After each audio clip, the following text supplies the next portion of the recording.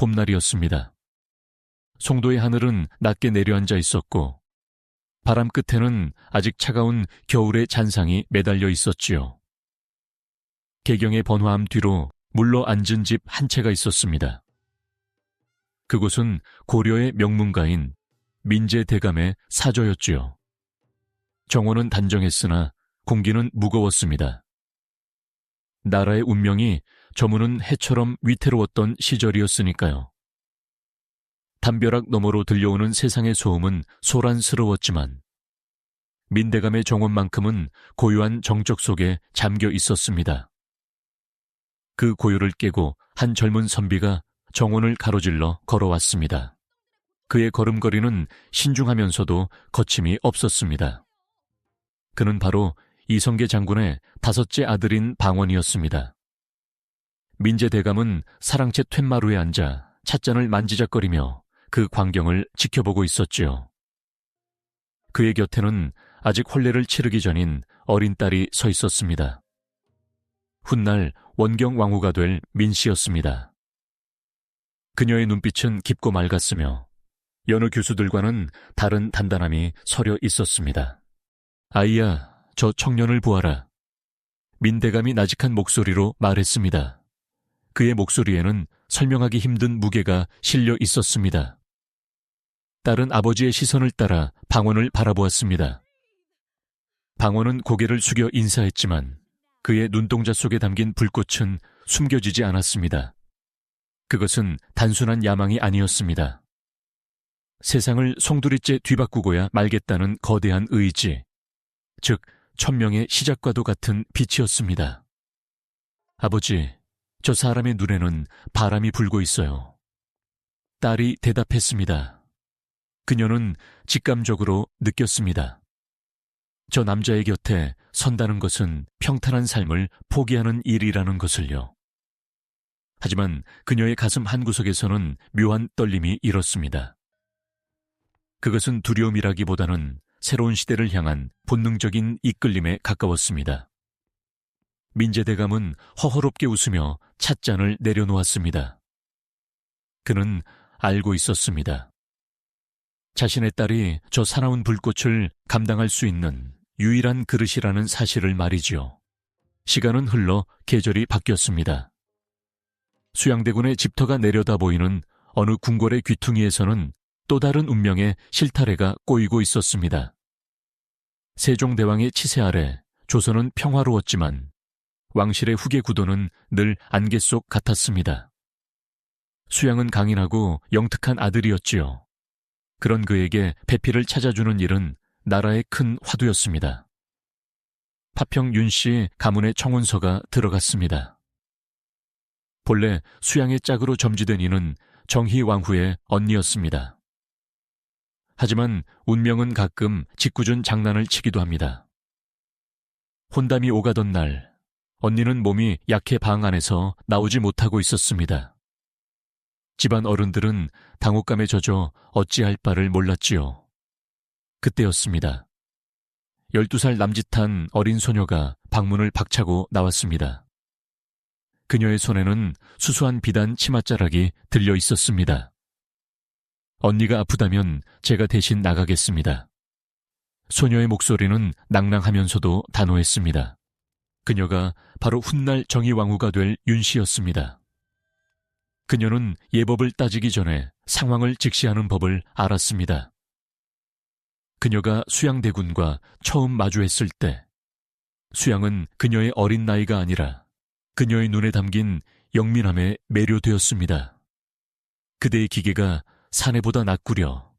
수양이 웃으며 말했습니다. 그들의 인연은 그렇게 시작되었습니다. 미모에 대한 찬사보다는 서로의 재능을 알아보는 존중으로 시작된 사랑이었지요. 이야기는 다시 원경왕후의 시절로 돌아갑니다. 방원과 혼인한 민씨는 더 이상 수줍은 소녀가 아니었습니다.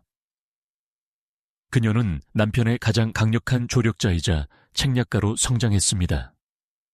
개경에서 한양으로 대읍을 옮기고 새로운 나라 조선이 기틀을 잡아갈 때 그녀는 늘 어둠 속에서 등불을 밝히고 있었습니다. 남편의 야심이 커질수록 그녀의 어깨는 무거워졌지만 그녀는 단 한 번도 흐트러진 모습을 보이지 않았습니다. 어느 날 밤 민 씨는 서재에서 지도를 살피고 있는 방원에게 다가갔습니다. 방원은 지친 기색이 역력했습니다. 부인, 이 길이 정녕 맞는 길인지 모르겠소. 방원의 목소리가 낮게 가라앉았습니다. 민 씨는 조용히 남편의 어깨 위에 손을 얹었습니다.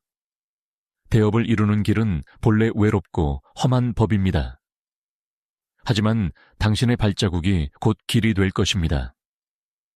그녀의 따뜻한 격려에 방원은 다시 눈을 빛냈습니다. 원경왕후와 정희왕후. 두 여인은 서로 다른 시대를 살았지만 하나의 공통점을 가지고 있었습니다. 그것은 바로 자신이 사랑하는 남자가 세상의 중심에 서기를 바랐고 그 길을 위해 기꺼이 자신의 삶을 던졌다는 점입니다. 원경왕후가 칼날 같은 기계로 남편을 세웠다면 정희왕후는 따뜻한 지혜로 남편의 마음을 어루만졌습니다. 송도의 정원에서 보았던 그 눈빛들이 한양의 궁궐에서 결실을 맺기 시작했습니다. 하지만 권력의 무게는 가혹했습니다. 태종이 된 방원은 점점 냉혹해졌고 민 씨는 그가 휘두르는 칼날이 자신의 가문을 향하게 될 줄은 꿈에도 몰랐습니다. 영광 뒤에 숨겨진 그림자가 길게 늘어지기 시작한 것이죠. 그래도 그녀는 후회하지 않았습니다. 그것이 자신이 선택한 삶의 무게임을 알고 있었기 때문입니다. 정희왕후 역시 수양대군이 겪어야 했던 고뇌를 함께 짊어졌습니다. 형제의 피를 묻히고 왕좌에 올라야 했던 세조의 뒤에서 그녀는 늘 기도를 올렸습니다. 그녀의 손은 늘 거칠었습니다. 남편의 갑옷을 수선하고 밤새도록 국사를 논하던 흔적들이었습니다. 두 여인은 알고 있었습니다. 왕의 아내로 산다는 것은 화려한 꽃가마를 타는 일이 아니라 폭풍우 치는 바다 위에서 키를 잡는 일이라는 것을요. 밤은 깊어갔고 궁궐의 달빛은 차가웠습니다. 하지만 그 차가운 달빛 아래에서도 두 여인의 심장은 뜨겁게 고동치고 있었습니다. 조선이라는 거대한 기계가 돌아가기 위해서는 누군가의 희생과 헌신이 필요했습니다. 원경왕후는 피로 물든 대지에 씨앗을 심었고 정희왕후는 그 씨앗이 거목으로 자랄 수 있도록 비바람을 막아주었습니다. 이것은 단순히 왕후들의 기록이 아닙니다. 역사의 거친 파도 속에서 한 인간으로서 그리고 한 여인으로서 자신들의 삶을 온전히 살아낸 분들의 이야기입니다. 고요한 정원에서 시작된 그들의 운명은 이제 피바람 부는 별난의 한복판으로 향하고 있었습니다. 소리 없이 흐르는 눈물과 강인한 미소가 교차하는 그 순간들이 쌓여 조선의 500년 역사가 만들어지고 있었습니다. 아이고, 참으로 기구하고도 장엄한 인연들이지요.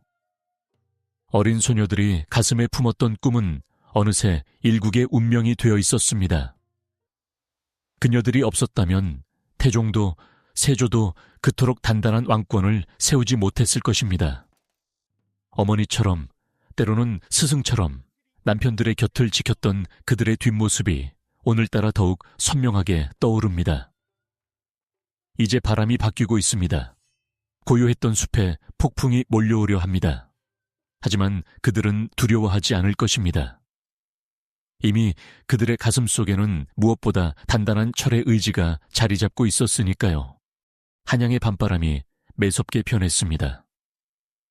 송도의 정원에서 불던 부드러운 봄바람은 온데간데 없고 이제는 살을 애는 듯한 찬 기운만이 감돌았습니다.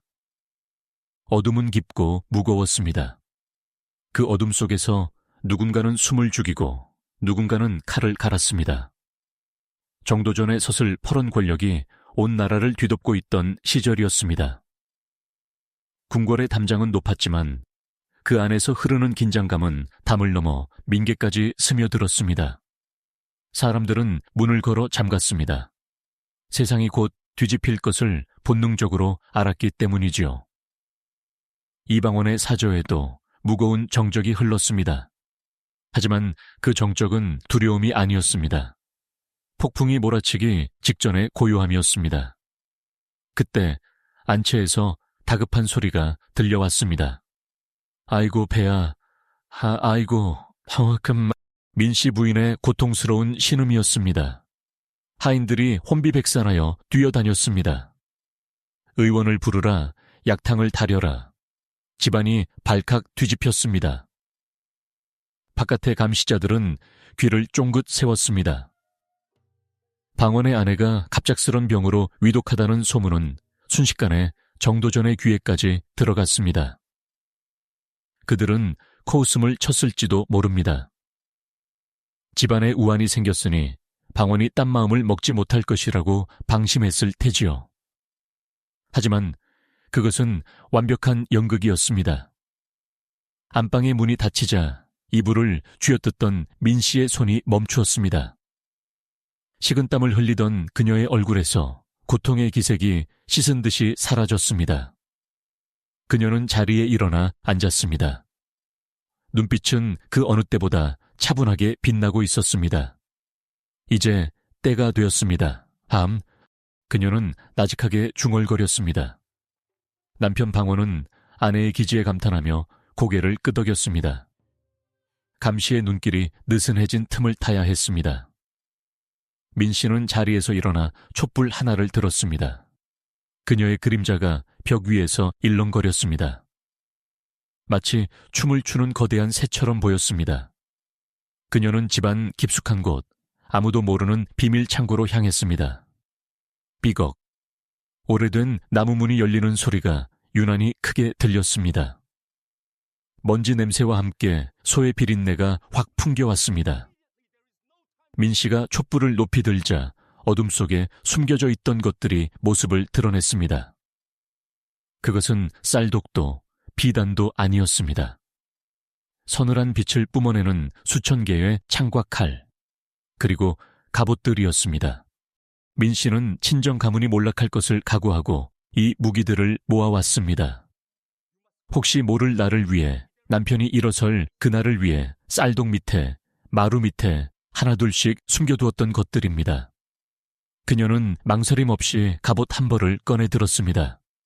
묵직한 무게가 손목을 타고 전해졌습니다. 서두르십시오. 이 밤이 지나면 다시는 기회가 없을 것입니다. 그녀는 사병들을 불러 모았습니다. 두려움에 떠는 병사들의 어깨를 일일이 두드려 주었습니다. 횃불이 타오르기 시작했습니다.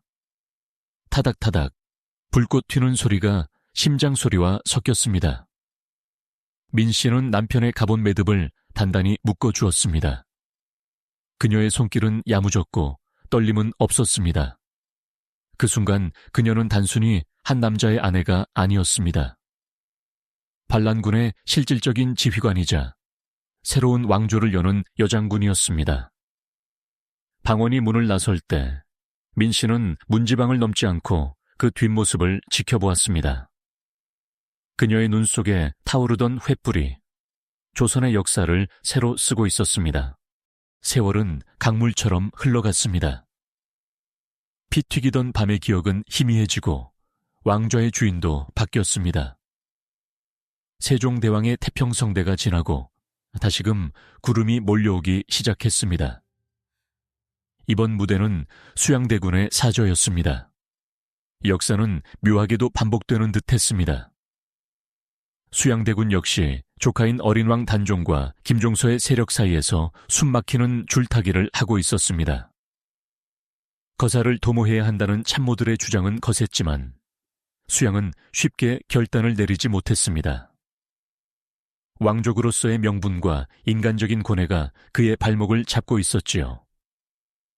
그날 밤도 수양은 마당을 서성이고 있었습니다. 달빛조차 구름에 가려 희미한 밤이었습니다. 그는 하늘을 올려다보며 깊은 한숨을 내쉬었습니다. 발걸음 소리가 들렸습니다. 저벅저벅, 가볍지 않은 발소리였습니다. 수양이 뒤를 돌아보았습니다. 그곳에는 부인 윤씨, 훗날의 정의왕후가 서 있었습니다.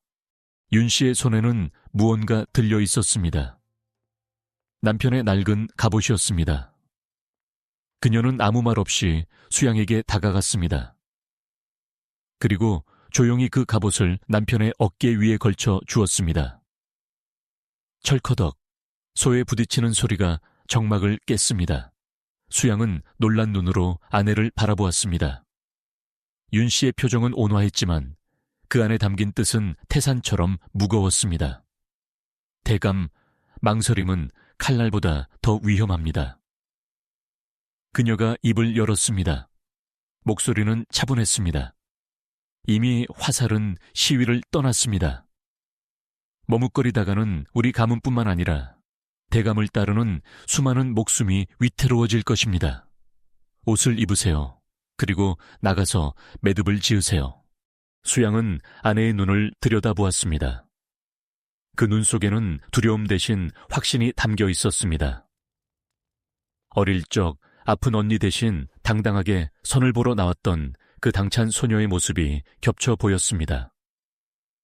그녀는 알고 있었습니다. 권력이라는 괴물 앞에서 주춤거리는 순간 모든 것이 끝장난다는 것을요. 그녀가 건넨 갑옷은 단순한 쇠붙이가 아니었습니다. 그것은 왕이 되어야 한다는 피할 수 없는 운명의 무게였습니다. 수양은 천천히 팔을 꿰었습니다. 갑옷이 몸에 맞춘 듯 딱 들어맞았습니다. 윤 씨는 허리띠를 조여매며 남편의 옷매무새를 다듬어 주었습니다. 그녀의 손길에는 따뜻한 천이 실려 있었습니다. 다녀오겠습니다, 부인. 수양의 목소리에 힘이 들어갔습니다. 윤 씨는 미소로 답했습니다. 기다리고 있겠습니다. 대문은 잠그지 않을 것입니다. 수양이 이끄는 무리가 어둠 속으로 사라졌습니다. 계유정난의 밤이 시작된 것입니다. 윤 씨는 방으로 들어가지 않았습니다. 마루 끝에 앉아 밤새도록 어둠을 응시했습니다. 그녀의 귀에는 먼 곳에서 들려오는 함성소리와 비명소리가 들리는 듯 했습니다. 원경왕후 민 씨와 정의왕후 윤 씨, 두 여인은 역사의 결정적인 순간마다 남편의 등을 떠밀었습니다. 남자들이 명분과 도덕 사이에서 고뇌할 때 여인들은 생존과 가문의 안위를 먼저 생각했습니다. 그들의 결단은 냉혹해 보였을지 모르지만 사실은 가장 치열한 사랑의 방식이었을지도 모릅니다. 원경왕후가 불을 밝혀 길을 텄다면 정의왕후는 갑옷을 입혀 길을 걷게 했습니다. 두 개의 밤, 두 벌의 갑옷. 그것은 피로 얼룩진 권력의 역사이면에 숨겨진 여인들의 땀과 눈물이었습니다. 밤은 점점 깊어 새벽을 향해 달리고 있었습니다. 궁궐 너머로 희뿌연 안개가 피어올랐습니다. 그 안개 속에서 새로운 질서가 태동하고 있었습니다. 누군가는 왕이 되고 누군가는 역적이 되는 잔인한 밤이었지요. 하지만 그 모든 혼란 속에서도 집을 지키는 여인들의 등불은 꺼지지 않았습니다. 어쩌면 역사는 거창한 명분보다는 내 사람을 지키고 싶다는 간절한 마음들이 모여 만들어지는 것인지도 모릅니다. 차가운 갑옷의 촉감을 기억하며 두 여인은 그렇게 긴 밤을 뜬 눈으로 지새웠습니다. 고요하지만 그 무엇보다 뜨거운 밤이었습니다. 달이 구름 뒤로 완전히 숨었습니다. 이제 곧 여명이 밝아올 것입니다. 세상은 어제와 다른 모습으로 그들을 맞이하겠지요.